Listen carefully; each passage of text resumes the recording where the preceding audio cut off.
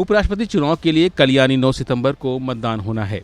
इस चुनाव में एनडीए की तरफ से सीपी राधाकृष्णन और इंडिया गठबंधन की तरफ से बी सुदर्शन रेड्डी आमने सामने होंगे।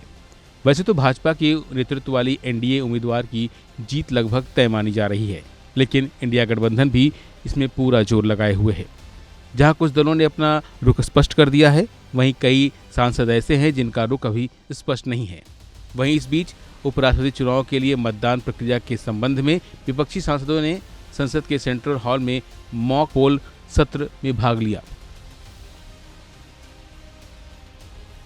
इस मौके पर समाजवादी पार्टी की सांसद डिंपल यादव ने कहा कि इंडिया गठबंधन बहुत मजबूत स्थिति में है। विपक्ष पूरी तरह से एकजुट है, क्योंकि अंतर बहुत कम है, इसलिए हमें उम्मीद है कि हमारा उम्मीदवार जीतेगा।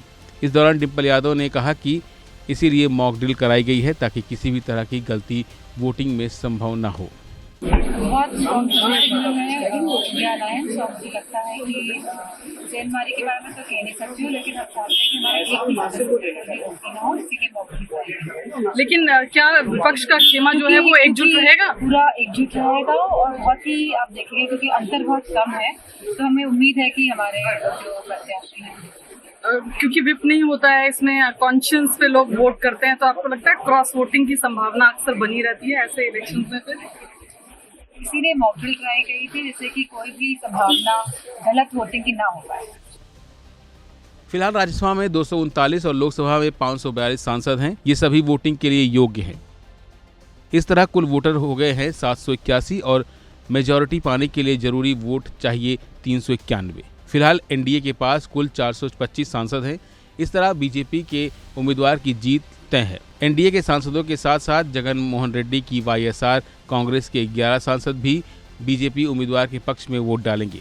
हालांकि 7 सांसदों वाली बीजेडी चुनाव में हिस्सा नहीं ले रही है, वहीं 4 सांसदों वाली बीआरएस का रुख भी अभी स्पष्ट नहीं है। इस तरह बीजेडी और बीआरएस की गैर मौजूदगी में बीजेपी उम्मीदवार के पास 436 वोट रहेंगे। वहीं दूसरी तरफ अगर कांग्रेस की बात करें तो उसके नेतृत्व वाले इंडिया गठबंधन ने सुप्रीम कोर्ट के पूर्व जज बीएस सुदर्शन रेड्डी को अपना उम्मीदवार बनाया है। दोनों सदनों में वोट जोड़ लिया जाए तो कागजों पर इंडिया गठबंधन के पास कुल 324 वोट हैं और यह आंकड़ा जीत दिलाने के लिए काफी नहीं है। लिहाजा भी ये सामने देखना होगा कि कल जब वोटिंग होगी तो किस तरह से नंबर ये बदलते हुए नजर आएंगे। फिलहाल के लिए बस इतना ही। बाकी अपडेट के लिए बने रहिए वन इंडिया हिंदी के साथ। Subscribe to One India and never miss an update. Download the One India app now.